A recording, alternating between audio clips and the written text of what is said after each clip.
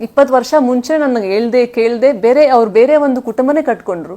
ಶ್ರೀರಾಮಚಂದ್ರನ ವನವಾಸಕ್ಕೆ ಕಳಿಸ್ತಾರೆ ಕೈ ಆ ನೋವಲ್ಲಿ ದಶರಥ ಮಹಾರಾಜ ಸತ್ತೋಗ್ಬಿಡ್ತಾರೆ. ಭರತ ರಾಮನ ಚಪ್ಪಲಿನ ಅವನ ಸಿಂಹಾಸನ ಇಟ್ಬಿಟ್ಟು ಪೂಜೆ ಮಾಡ್ತಾನೆ, ಇಲ್ಲ ನೀನೇ ರಾಜ ಅಣ್ಣ ಅಂತ. ಕೈಗೆ ರಾಮನೇ ತುಂಬಾ ಇಷ್ಟ, ಆದ್ರೆ ತನ್ನ ಒಂದು ಮಗಂಗೋಸ್ಕರ ಈ ಕೆಲಸ ಮಾಡ್ತಾಳೆ.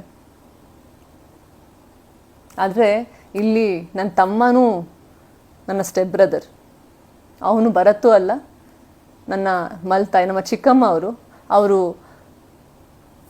ಕೈ ಅಲ್ಲ, ನಮ್ಮ ತಂದೆ ದಶರಥರಲ್ಲ. ಆಮೇಲೆ ನಾನಿದ್ದೀನಲ್ಲ, ನಾನು ವನವಾಸ 14 ವರ್ಷ ಅಲ್ಲ 24 ವರ್ಷ ಜೀವನ ಪೂರ್ತಿ ನಾನು ವನವಾಸದಲ್ಲೇ ಇದ್ದೀನಿ.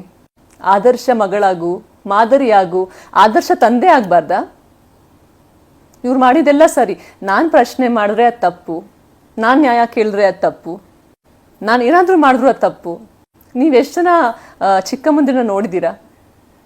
ಮೊದಲನೇ ಮದುವೆಯ ಮಕ್ಕಳನ್ನು ಅವರು ಮುಂದೆ ಬೆಳೆಸ್ತಾ ಇರೋದು. ಬೆಳೆಸೋದಾಗಿತ್ತಾನೆ, ನಾನು ಒಬ್ಳು ಮಗಳಲ್ವಾ, ಅವ್ರಿಗಿಂತ ಮುಂಚೆ ನಾನು ಇದ್ನಲ್ವಾ ಇಲ್ಲಿ, ನಾನು ಬೆಳೆಸ್ಬೋದಾಗಿತ್ತು. ಒಂದು ಆದರ್ಶ ಮಹಿಳೆ, ಆದರ್ಶ ತಾಯಿ ಆಗೋದಾಗಿತ್ತು, ಅವರು ಆದರ್ಶ ಚಿಕ್ಕಮ್ಮ ಆಗೋದಾಗಿತ್ತು.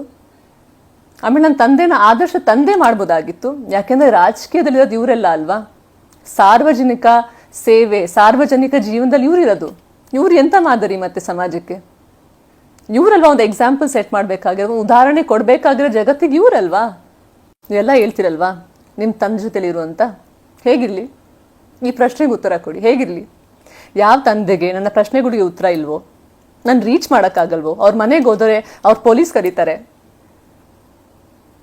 ಅವರ ಪ್ರಶ್ನೆಗಳು ಕೇಳಿದ್ರೆ ನಂಗೆ ರಪ್ಪ ಅಂತ ಹೊಡಿತಾರೆ. ನಾನು ಏನೋ ತಪ್ಪು ಮಾಡಿದೆ ಅಂತ ಹೊಡೆದಿಲ್ಲ ಅವ್ರು ನನಗೆ, ಬರೀ ಅವ್ರನ್ನ ಮಾತಾಡ್ಸಕ್ ಹೋದ್ರೆ ಅಂತ ರಪ್ಪ ಅಂತ ಹೊಡೆದ್ರು. ಯಾಕೆ ಸೇಟ್ ಇರ್ಸ್ಕೊಂತ? ನಾನು ಏನು ತಪ್ಪು ಮಾಡಿದೆ ಅಂತ? ಅವ್ರನ್ನ ಮಾತಾಡ್ಸೋದು ತಪ್ಪ? ಏನೋ ಕೇಳಿದ್ರೆ ನನ್ನ ಮೇಲೆ ಡಿಪೆಂಡ್ ಆಗಬೇಡ, 1 ರೂಪಾಯಿ ನೀನು ಕೊಡಲ್ಲ, ನೀನು ಭಿಕ್ಷೆ ಬೇಡ್ಕೊಂಡು ಜೀವನ ನಡೆಸು ಅಂತ ತಂದೆ ಜೊತೆ ಹೇಗಿರಲಿ ನಾನು? ನಿಮ್ಮನ್ನು ಹೇಳಿ, ಯಾಕಂದ್ರೆ ಈ ಪ್ರಶ್ನೆಗಳು ನಿಮ್ಮದು. ಯಾಕಂದ್ರೆ ನಾನು ನೇರವಾಗಿ ಮಾತಾಡ್ತೀನಿ. ನನ್ನ ಹತ್ರ ಕಳ್ಕೊಳ್ಳೋಕೆ ಇನ್ನೇನೂ ಇಲ್ಲ, ನನಗೆ ಯಾವುದು ಭಯನೂ ಇಲ್ಲ. ಯಾಕಂದ್ರೆ ನನ್ನ ಜೀವನದಲ್ಲಿ ಎಲ್ಲ ಕಳ್ಕೊಂಡಿದ್ದೀನಿ. ನನ್ನ ವನವಾಸ ನಿರಂತರವಾಗಿ ನಡೀತಾನೆ ಇದೆ, ನನ್ನ ಮೇಲೆ ಸೇಟ್ ತೀರ್ಸ್ಕೊಳ್ತಾನೆ ಇದ್ದಾರೆ. ಆಮೇಲೆ ಎಲ್ಲರೂ ಹೇಳ್ತಾರೆ ಒಳ್ಳೆ ಉದಾಹರಣೆ ಆಗು. ಹೇಗೆ ಉದಾಹರಣೆ ಆಗಲಿ ನಾನು? ಇಷ್ಟು ವರ್ಷ ನಾನು ಒಳ್ಳೆ ಉದಾಹರಣೆ ತಾನೇ ಆಗಿದ್ದು. ಗ್ಯಾರಂಟಿ ನ್ಯೂಸ್, ಸುದ್ದಿ ಖಚಿತ, ನ್ಯಾಯ ನಿಶ್ಚಿತ.